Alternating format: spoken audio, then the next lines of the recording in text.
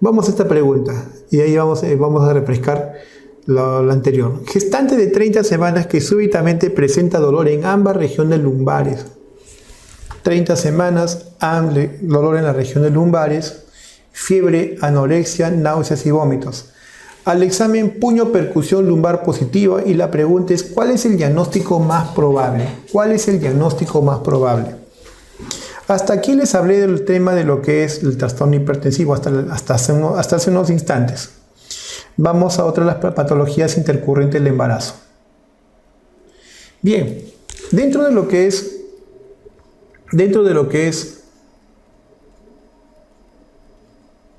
patologías intercurrentes o patologías médicas o patología médica del embarazo, dentro de lo que es patología médica del embarazo, debo mencionar las siguientes. Hemos hablado de la preeclampsia. Están los problemas de cardiopatía. Están los problemas, además de cardiopatía, están las afectaciones del sistema nervioso. Están los problemas del tracto urinario. En cardiopatías podemos hablar de la hipertensión arterial, ¿cierto? Del sistema nervioso central podemos hablar de la cefalea, de la epilepsia, de las secuelas del DSB o DCB y del tracto urinario las itus. Y a eso quiero puntualizar. Una de las patologías más llamativas que tienen alta morbilidad son las itus como complicación de las infecciones del tracto urinario. Bien, entonces las ITU en el embarazo, viene a ser el fenómeno infeccioso causado generalmente por el ascenso de bacterias,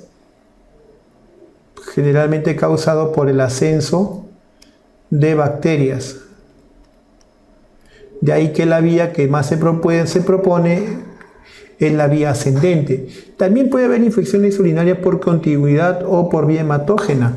En el caso de una neumonía o un foco diferente a la vía urinaria y llegue hematológicamente al tracto urinario.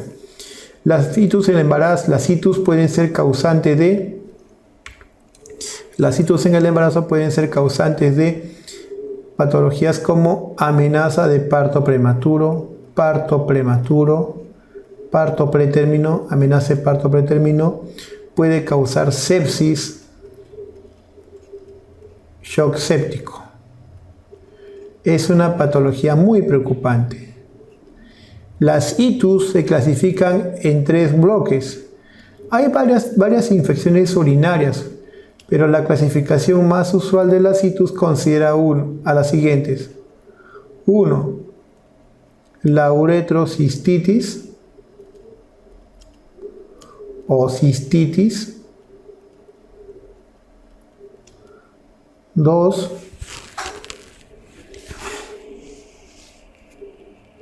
La pielonefritis aguda.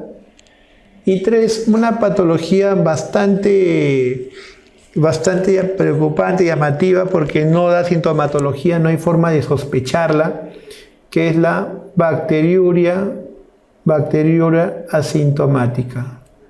La bacteriuria asintomática. Muy bien, entonces en esta entidad básicamente vemos una colonización, la colonización de las bacterias del tracto urinario o de vecindad que ascienden hacia la vejiga, al útero, uréteres y pueden causar de alguna manera pues no solo estado inflamatorio infeccioso, sino otras complicaciones como amenaza de parto prematuro, parto pretérmino, hacerse sistémico, una sepsis y terminar un shock séptico. La clasificación de estas itus en gestación es de la uretrocistitis o la cistitis, la pielonefritis aguda y la bacteriuria asintomática. De estas entidades, la bacteriuria asintomática, vamos a acá disgregar una tabla.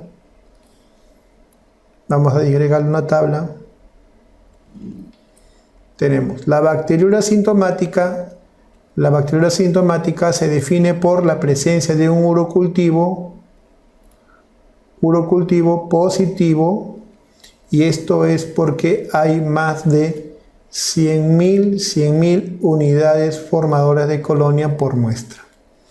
Entonces, un urocultivo positivo reflejado por un umbral de más de 100.000, y además, como su nombre lo dice, que esta es asintomática.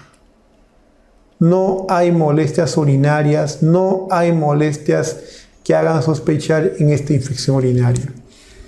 La bacteriología sintomática es preocupante porque esta enfermedad, si le da a una mujer y no recibe tratamiento, de 30 a 40% de estas bacteriologías sintomáticas van a llegar a pielonefritis aguda al comienzo del tercer trimestre. Entonces, no es que le dé una infección sin síntomas y no pasa nada, no, sino de que esta infección urinaria en un 30 a 40% en el tiempo pueden terminar en una pielonefritis aguda, y eso ya es alta mortalidad, eso es un cuadro séptico. Entonces, urge que la bacteriología sintomática se tamice en la población. Como estrategia sanitaria en el control prenatal, se pide a toda gestante que inicie el primer control prenatal, se le pide de inicio un examen completo de orina. Pero valgan verdades, la opinión actual es que el mejor examen que se debe hacer es un urocultivo. El problema es de equipamiento. Todos los establecimientos pueden hacer un urocultivo, en nuestra realidad no. Por tanto, el urocultivo está confinado solo a establecimientos de mayor nivel u hospitales. Mientras tanto, ¿qué hacemos? Porque recuerden que un examen completo de orina puede dar también falsos negativos o falsos positivos.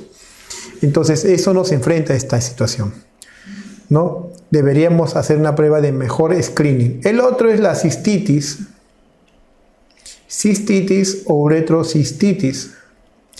En esta entidad hay sintomatología, ¿sí? Acá tenemos un urocultivo que ya puede ser mayor a 1000. Opiniones actuales dicen que con más que tengamos más de 1000 unidades formadoras de colonia en la muestra, eso ya es una infección urinaria para efectos de vejiga o uretra. Y una cosa importante, aquí sí hay síntomas. Y acá sí hay síntomas. Uno de ellos, por ejemplo, es la disuria, la polaquiuria, la urgencia miccional. Entonces, encontrar estas cosas con la presencia de un urocultivo significativo de más de 1000, hay que pensar en estas infecciones, ¿no? En tipo de la cistitis, sobre todo cistitis. La que definitivamente se lleva las penurias, las consideraciones más álgidas, es la pielonefritis aguda. Por pielonefritis aguda se entiende que hay básicamente clínica de la pielonefritis, donde básicamente vamos a encontrar lo siguiente, vamos a encontrar dolor abdominal, sobre todo en reborde costal. ¿Qué más? Además del dolor abdominal, fiebre, síntomas urinarios bajos, disuria, polaquiuria, tener un examen que dé rigor y que sale casi siempre positivo, puño percusión lumbar, y todo este aspecto clínico asociado a laboratorial en más de 100.000 unidades formadoras de colonia por mililitro. Entonces, esos son los 3 tipos de infecciones que se ven en el embarazo. Se dice que el embarazo lo condicionaría por diversas razones. Una de ellas, por ejemplo, de índole hormonal. Recuerden que en el embarazo se libera la hormona progesterona. Esta progesterona actúa básicamente relajando la fibra muscular lisa. Y fibra muscular lisa, muy aparte del útero, que no se quiere que se contraiga, muy aparte del útero vamos a encontrar fibra muscular lisa en el revestimiento de órganos huecos. El intestino, vejiga, son órganos que tienen harta fibra muscular lisa, y al actuar esta progesterona disminuye su contracción. Entonces, ¿qué es lo que ocurre? ¿Qué es lo que ocurre? ¿No? Que el embarazo propicia un enlentecimiento, ¿no?, de las vías, de estas vías, y se generaría un fenómeno de éstasis urinario. La orina demora más de eliminarse. Hay una éstasis urinaria no solo a nivel de vejiga, sino en todos los conductos o tractos donde haya fibra muscular lisa. Otra acción importantísima también la ejerce el útero, que al ir creciendo va empujando, desplazando los riñones hacia atrás y hacia arriba y comprime los uréteres. De hecho, hay una hidronefrosis fisiológica en el embarazo, más a predominio derecho. Y otra tercera acción, sin ser menos importantísima, además del crecimiento del útero, además de la progesterona, es que el embarazo de por sí altera, pues, ¿no?, el útero, altera mucho la mecánica urinaria. Se dice que una gestante, si tiene ganas de orinar a cada rato frecuentemente, pero no hay sintomatología clínica, deberíamos tenerlo con cierta reserva o tranquilidad de que todo está yendo bien. El diagnóstico de las infecciones urinarias es clínico. Vamos a resaltar esa idea, porque alguna vez han venido preguntas en residentado médico donde te ponen toda esa clínica, pero te ponen ahí como un veneno y tiene prueba de orina negativa. Eso no es infección urinaria. Entonces, el diagnóstico de una ITU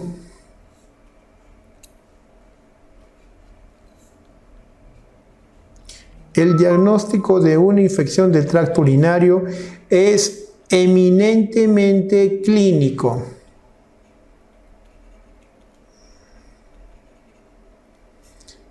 Eminentemente clínico.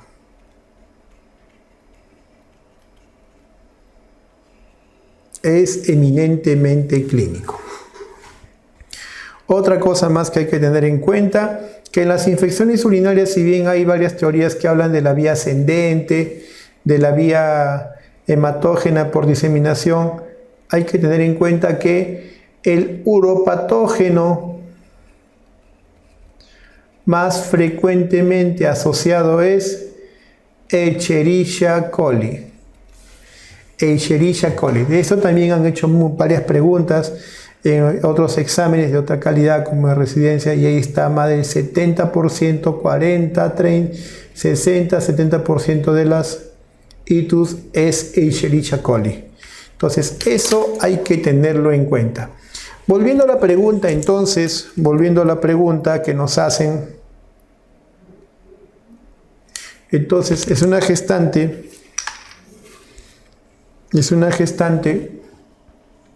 de 30 semanas, súbitamente dolor abdominal, súbitamente el dolor en la región lumbar. Eso me hace pensar en una infección urinaria alta, fiebre, anorexia, náuseas y vómitos, son síntomas sistémicos. Puño, percusión lumbar positiva. ¿Cuál es el diagnóstico probable? Entonces, una gestante de esa naturaleza estará haciendo una apendicitis aguda. No me dan ahí el lado, si es el lado derecho. También en una apendicitis podría dar ciertas características de esto que se está mencionando. Pero la apendicitis generalmente pues tiende a focalizar. Ahora, hay una discusión. El apéndice en el embarazo va cambiando de posición. Conforme va avanzando el embarazo, el apéndice va cambiando de su lugar, de lo que era en fosa ilíaca derecha, va ascendiendo y se va haciendo posterior. Como quiera que sea, siempre va a haber un dolor cuando el cuadro ya focaliza más hacia el lado derecho. No me dicen eso. Así que la apendicitis lo podemos tener ahí como una posible respuesta, no que no satisface la pregunta. Un quiste de ovario pedículo torcido. Claro, alguien me puede decir el quiste de ovario pedículo torcido porque el dolor dice de inicio súbito. Pero acá me da un detalle que me descanta eso. Región en ambas regiones lumbares. Fiebre y anorexia, fiebre. Entonces el contexto de la fiebre y el dolor lumbar me alejan esa posibilidad de un fenómeno, pues no agudo, un quiste de ovario pedículo torcido, más no imposible. No es una respuesta que satisfaga del todo a la pregunta que se hace. Cistitis, claro, hemos hablado de la cistitis como una infección con sintomatología baja, pero acá está otra vez, insisto, esto de la región lumbar, que es afectación y puño lumbar, percusión lumbar positiva. Es decir, tracto urinario alto. Y si estamos hablando de tracto urinario alto, pielonefritis sería la respuesta. Pielonefritis aguda. Clave D. Bien, quiero ver acá esta pregunta porque ya me hacen más, hacen algunas acotaciones. Alexis Rebata dice, ¿no? Previo al saludo dice, quería preguntarle si lo más severo mortal es la eclampsia o el síndrome Gel en la práctica. Bien, ambas son condiciones graves, ¿ah? Ambas son condiciones graves, tanto la eclampsia como el síndrome Gel. Para hablar de las complicaciones de la preeclampsia, eclampsia, hay un grupo de patología, vamos a poner acá.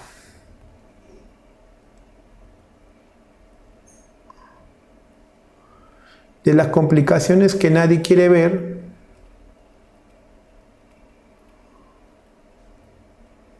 de la eclampsia,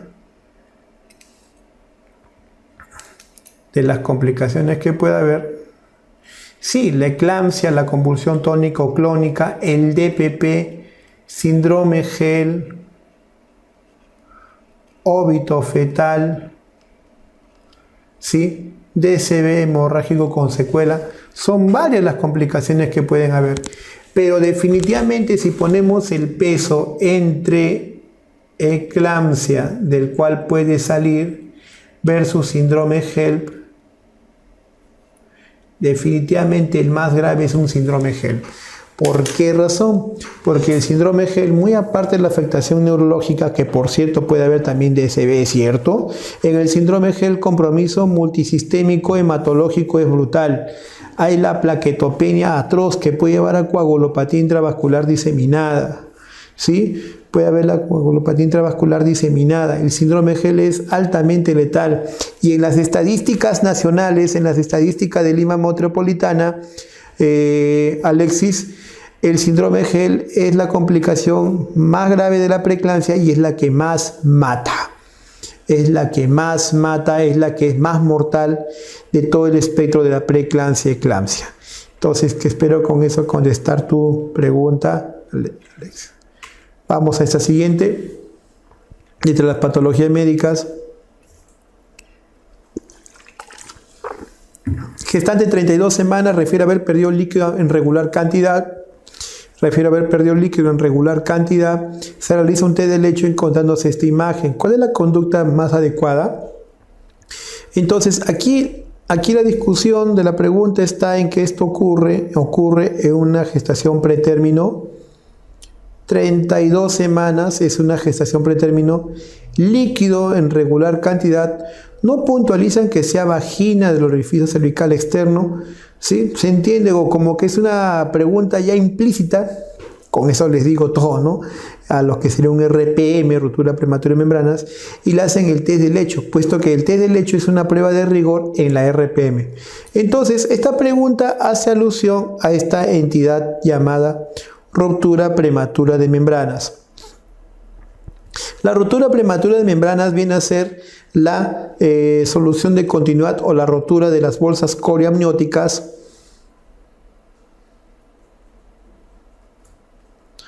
rotura de las bolsas coreamnióticas que generalmente ocurre después de las 22 semanas hasta antes del parto. Algunos ponen incluso hasta 1 hora antes del parto. Hasta 1 hora antes del parto. ¿Sí? Esto es la ruptura prematura de membranas. Esta ruptura prematura de membranas tiene dos grupos, una clasificación son según el momento de la gestación. Está la ruptura prematura a término, ¿se entiende? En aquellos que son mayor o igual a 37 semanas. Se dice que esto es más del 70%, 80-90% de los RPMs son en gestaciones a término. Y está el otro grupo, verdadera pesadilla en los hospitales, en los sistemas de salud pública, la ruptura prematura de membranas en pretérminos, por debajo de las 37 semanas. Ruptura prematura de membranas pretérmino. Y esta ocurre, se entiende, a partir de las 22 semanas en adelante hasta antes de las 37 semanas, 36 semanas. Este grupo es de menor porcentaje. Vamos a ponerlo acá en cifra. Menor porcentaje. por sí 30% por decir, ¿ah? Pero este grupo es el de mayor complicación o mortalidad materno y sobre todo perinatal.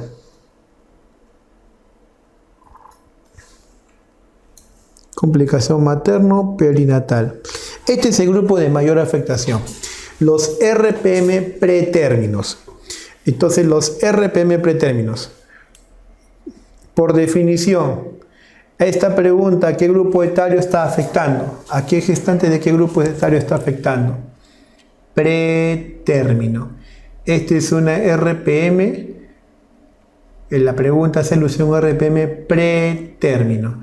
El grupo de mayor mortalidad perinatal. Esta entidad es la responsable, sobre todo el RPM pretérmino, de la mayor tasa de mortalidad perinatal. Es una de las más fuertes, además de parto pretérmino.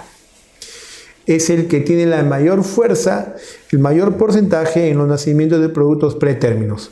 De esta entidad siempre van a hacer preguntas de tiempo en tiempo por la alta mortalidad que tiene. Es una de las primeras causas. Si bien en proporción, en cifras estadísticas, son bajos los casos que hay, basta con que llegue unos 2 casos y todo el hospital se convierte en un vendaval. ¿Por qué? Porque exige muchos esfuerzos. No se trata tan solo de manejar a la mamá, sino que si naciera el producto, la capacidad para darle el soporte a ese prematuro. Es un tratamiento costosísimo, puesto que el producto va a tener que estar en una unidad de cuidados intensivos neonatales, va a tener que recibir manejo invasivo, nutrición parenteral, él no tiene disacaridas, enzimas digestivas, va a tener que recibir soporte para maduración pulmonar, no hay producción de surfactante, hay que darle los precursores si es que no se ha preparado con corticoides.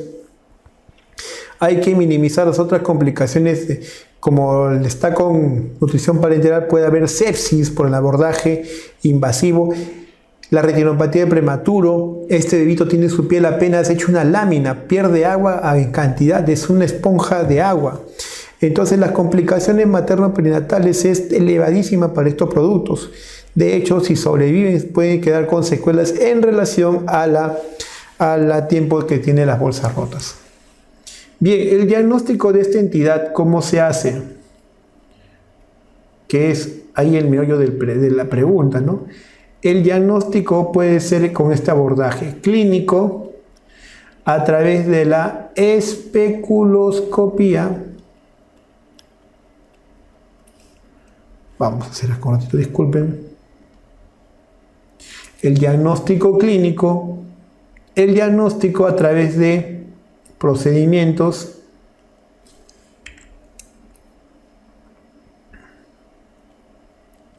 como son el test, procedimientos diagnósticos, y otro viene a ser pues de manera coadyuvante, que manera auxiliar, ya más auxiliar, como viene a ser lo que es imágenes. Por ejemplo, en el diagnóstico clínico, la historia, la anamnesis, claramente la paciente refiere que bruscamente ha notado que pierde líquido por genitales, y casi siempre en la mayoría de los hospitales, casi siempre la historia es la misma. Estaban durmiendo, estaban descansando y súbitamente notaron que mojaron la cama, mojaron el pañal, mojaron su cama de líquido. Y esto se puede corroborar de manera clínica con la especuloscopía. Es decir, la visualización con espéculo estéril a través del orificio cervical externo, la salida del líquido amniótico. El otro, en la parte procedimental, tenemos una prueba muy útil que consiste en tomar un poquito de ese líquido amniótico, extender una lámina porta, dejar que seque y visualizarlo a microscopía y ver esta formación llamada esta formación semejante a los árboles de lecho, el test de lecho o Fernin test. La otra forma de poder visualizarlo es el uso de un papel potenciómetro, un papel que mida la acidez del medio vaginal. A eso le llaman la prueba del papel tornasol o prueba de nitracina. Lo que pasa es que el pH vaginal está oscilando entre 4.55 de pH y el líquido amniótico tiene un pH que está cercano al 7. Entonces, cuando hay pérdida de líquido amniótico, barre, limpia, cambia en la acidez vaginal y esta de lo que era un 4.5 se aproxima al pH del líquido amniótico, a 7. Si nosotros encontramos esto con el papel potenciómetro, con el papel pH, ese viraje de pH, entonces claramente nos está diciendo que ahí ha habido una rotura de bolsas. Pero también debo ser claro en que estas pruebas pueden ser susceptibles de dar falsos positivos, porque hay secreciones que pueden cambiar el pH o remediar la formación del helecho. Así, hacer la prueba cuando hay bastante moco cervical o una leucorrea puede darme falsos positivos. Moco abundante, leucorrea, incluso la sangre y el semen pueden hacer que la prueba sea falso positivo para test de lecho o el test de nitracina. Bien, entonces estamos ante una situación.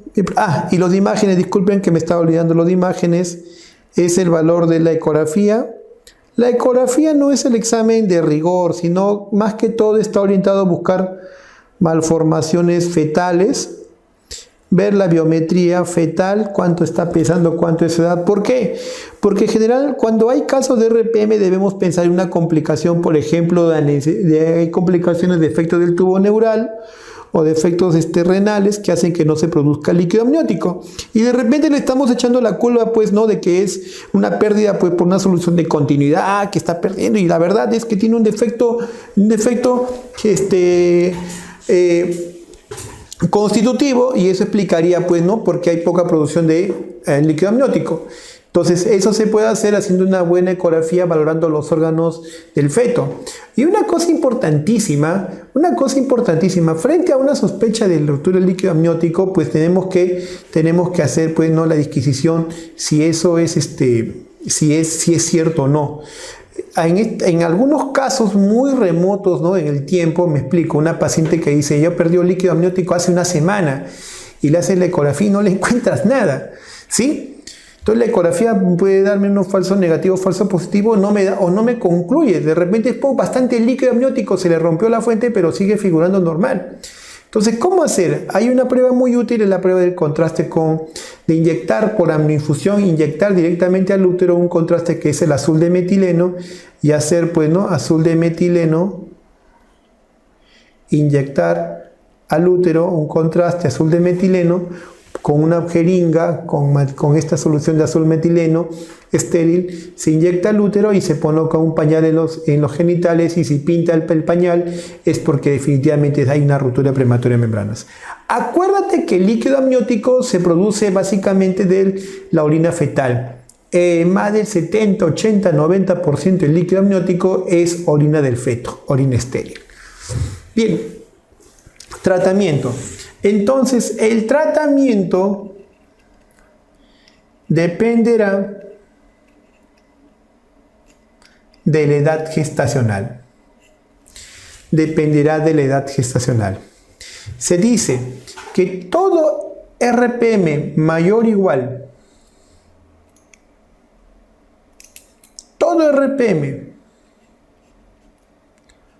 mayor o igual a 34 semanas, es decir, un producto ya viable, debe hacerse acá inducción de parto.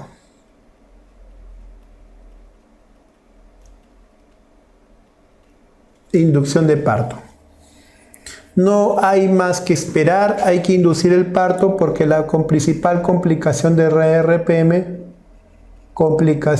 RPM en el tiempo es que vaya a una corioamnionitis. Una RPM puede complicarse a una corioamnionitis. Por tanto, entonces, permitir que el embarazo vaya a más tiempo, que avance más semanas, por lo que es prematuro, también nos corremos el riesgo de que haya una coriomionitis. Sin embargo, cuando el producto es mayor o igual a 34 semanas, ya no tiene razón esperar. Lo más aconsejable sería inducir el parto. Obviamente los antibióticos del caso, ¿no? Las consideraciones del caso, porque ante una rotura de bolsas, la posibilidad de gérmenes que ingresen de la vagina hacia la cavidad uterina e infecten no solo al feto, sino a las membranas coriomnióticas, su propio útero, es atroz. Entonces tiene que dar cobertura antibiótica. Ahora, si es un RPM que está entre la semana 31 a 34, la opinión es, ¿no? La opinión es corticoterapia antenatal. Corticoterapia antenatal. Lo otro es antibióticos, sobre todo contra estreptococo grupo B, grupo A, ¿sí? Antibiótico terapia. Y procurar demostrar madurez pulmonar para que pueda acabarse la gestación. Lo que pasa es que una vez que yo demuestro que el bebé tiene su pulmón maduro, ya lo puedo sacar, ya no tiene sentido que lo tenga en útero. Entonces yo le doy corticoterapia antenatal para fomentar eso. La corticoterapia permite que el pulmón del bebé desarrolle prontamente para que podamos darle el beneficio de que él pueda subsistir su prematuridad. La antibiótico terapia es profiláctica, tratando de atenuar el efecto del principal patógeno descrito en la literatura, el estreptococo grupo B. En nuestro medio de repente es ese, en los estudios, o de repente hay otro patógeno. Y demostrar la maduración. Si se demuestra que el pulmón del bebé está maduro, que ya tiene más, que su pulmón del bebé ya está formando surfactante, entonces no tiene sentido tenerlo in útero. Ahora, el tema es cuando está entre las 25 a 31 semanas. ¿Qué hacemos con ese producto? Corticoterapia antenatal de cajón. Antibiótico terapia de cajón. Y lo otro es procurar llegar a que sea mayor a 31 semanas, procurar llegar a 11 semanas o maduración pulmonar para interrumpir el embarazo. Claro, se puede madurar el pulmón a las 28 o 30 semanas, pero recuerda que si bien le protege de la principal complicación de prematuridad, que es la complicación respiratoria, debes tener presente que todavía el problema digestivo, neurológico es altísimo. Si puedes llegar a más peso, a más edad, mejor. Recuerda que el pronóstico de vida de un prematuro está en relación al peso y a la edad de embarazo. No es lo mismo un pretérmino de 32 semanas, ¿sí?, que uno de 33. En esa diferencia de una semana la sobrevida puede mejorar bastante. Entonces la idea es que el producto se beneficie de lograr su desarrollo in útero en la medida que se pueda para esperar sacarlo a corto plazo. Entonces, a corto o mediano plazo, ¿cuál es la conducta más adecuada frente a esta paciente? Me están diciendo que estamos frente a una complicación, una coriomionitis. Y acá hago mi otra complicación. ¿Cuál es la complicación?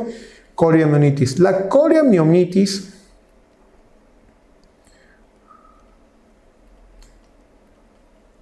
es una complicación infecciosa del RPM, donde básicamente puede haber lo siguiente, como criterios clínicos. Vamos a poner acá los criterios clínicos de una coriomionitis. Son fiebre, más de 38 grados en 2 tomas, fiebre. El otro es taquicardia materna, es decir, la frecuencia cardíaca materna esté más de 100 latidos por minuto. El otro es la taquicardia fetal, más de 160 latidos por minuto. El otro es dolor abdominal o dinámica uterina, ya tiene dolor, contracción de parto. Y el otro es leucorrea fétida abundante maloliente. Entonces, si hay líquido amniótico que sale por vagina con olor fétido maloliente, coriomionitis. Fiebre materna más taquicardia. Fiebre más, vamos a ponerlo acá, más el más importante, fiebre materna más cualquiera de los siguientes. Fiebre más cualquiera de los siguientes, que viene a ser taquicardia materna o taquicardia fetal, o dolor abdominal, contracción dinámica uterina o leucorrea fétida. Eso define coliomionitis. Y en ese caso, cuando es una coliomionitis, cuanto antes interrumpir la gestación. Cuanto antes interrumpir la gestación rápidamente. ¿Por qué? Porque ese cuadro de coliomionitis puede terminar en sepsis materna, puede terminar en mucha gravedad para la paciente. Entonces, la pregunta dice, ¿cuál es la conducta más adecuada? 32 semanas de embarazo, test de lecho positivo, no me hacen alusión a la coliomionitis. Entonces, ¿debo pensar en cesárea? No necesariamente. Lo mejor se beneficiaría este producto de que le hagamos la maduración pulmonar, la antibiótico terapia profiláctica. La maduración cervical es un procedimiento por el cual nosotros lo que hacemos es generarle cambios cervicales para que pueda luego hacerse la inducción. No es lo más aconsejable en este momento. La inducción de trabajo de parto, podríamos pensar eso si fuera mayor o igual a 34 semanas. Protección con antimicrobianos. Eso sí está bien como cobertura antibiótica. Creo que lo más aconsejable es protección con antimicrobianos más corticoterapia antenatal.